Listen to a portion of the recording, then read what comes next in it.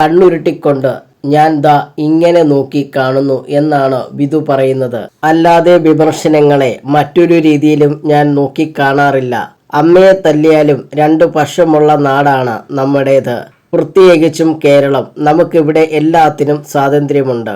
നമുക്ക് രാഷ്ട്രീയക്കാരെയും ഫിലിം സ്റ്റാറുകളെയെല്ലാം ചോദ്യം ചെയ്യാനും കളിയാക്കാനും സാധിക്കും. അവരെ ട്രോൾ ചെയ്യാനുള്ള സ്വാതന്ത്ര്യമുണ്ട്. അത് ഒരുപാട് മലയാളികൾക്കുണ്ട്, വിധു പ്രതാപ് പറഞ്ഞു. അതെന്തായാലും ഒരു ഭാഗത്തുകൂടി നടക്കുമെന്ന് പറയുന്ന അദ്ദേഹം താൻ ആ സമയത്ത് ചിന്തിക്കുന്നത് മറ്റൊരു രീതിയിലാണെന്നും കൂട്ടിച്ചേർത്തു. ക്യൂ സ്റ്റുഡിയോയ്ക്ക് നൽകിയ അഭിമുഖത്തിൽ സംസാരിക്കുകയായിരുന്നു ഗായകൻ.